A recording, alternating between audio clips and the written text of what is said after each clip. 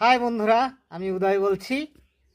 আসলে শীতকালীন সময় শাকসবজির প্রচুরতার মানে শেষ নাই। শীতকালে সবজি শাকের কোনো অভাব নাই। তার মধ্যে আমি একটা শাক খুব পছন্দ করি, আমার ফেভারিট লিস্টের মধ্যে তার নাম আছে। সেটা হচ্ছে পুঁই শাক। পুঁই শাক এটা আপনি খেতে চাষ করা হয়, বাড়িতে মাচাং করে তার উপর তুলে দেওয়া হয়, অনেকে গাছের সঙ্গেও লাগায়। তার একটা অবয়ব আমি আপনাদের সঙ্গে তুলে ধরার চেষ্টা করছি। সেটা হচ্ছে, দেখেন, একটা কাঁঠাল গাছের সঙ্গে পুঁই গাছ চাষ করে সেটা সুন্দরভাবে মানে সবজি হিসেবে ব্যবহার করা হচ্ছে। অর্থাৎ পিছনটাই দেখছেন রান্নাঘর।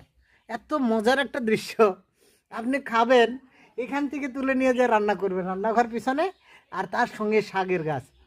কি মজার একটা দৃশ্য। আর বিষয়টা হলো, মূল বিষয়টা, এটা প্রচণ্ড পরিমাণ ক্যালসিয়ামযুক্ত একটা শাক। এই শাক শীতকালীন সময় অনেক বেশি প্রচুর পরিমাণ পাওয়া যায়। আর আর একটা জিনিস, অনেকেই সেটা জেনে থাকে, অনেকেই সেটা জানে না। অনেকেই মনে করেন যে এটাকে হয়তো খাওয়া যায় না, অনেকে মনে করে উৎকৃষ্ট খাবার। সেটা কি?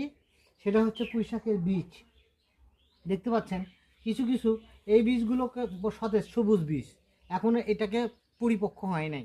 আর এই বীজটা হচ্ছে চারা বীজ। দেখেন, চারা বীজ। এই চারা বীজটা আমরা ছোটোবেলায় কালার হিসেবে ব্যবহার করতাম। দেখেন কত সুন্দর।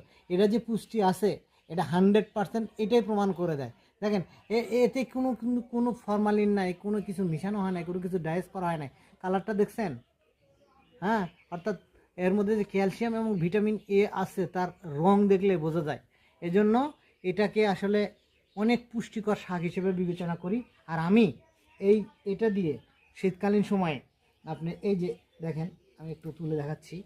এই যে এটা দেখতে পাচ্ছেন, এটাকে বলা হয় পুঁই শাকের বীজ।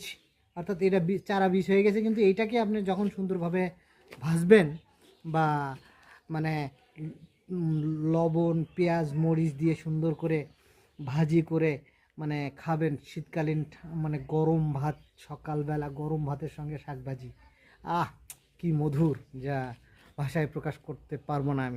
আমি খাই, আপনাদেরও ইনভাইট করছি, আপনারা খাবেন। আপনাদের জন্য রইল আমার এই পুঁই শাকের বীজ ভাজার নিমন্ত্রণ। সবাই খাবেন। শুধু শাক নয়, এই বীজেও প্রচুর পরিমাণে ক্যালসিয়াম এবং ভিটামিন এ আছে, যা শারীরিক গঠনিক এবং গর্ভবতী মহিলাদের জন্য খুবই খুবই উপকারী। সেটা সবাই পালন করবেন, সবাই সেটা নিয়ম মানবেন। সবাই ভালো থাকবেন, সবাই সুস্থ থাকবেন। আজ রাখছি বিদায়, রাখছি না, আজ যাচ্ছি বিদায়, যাচ্ছি না। আবার কোনো একটা মজার কোনো বিষয় নিয়ে আপনাদের সঙ্গে আমার দেখা হবে।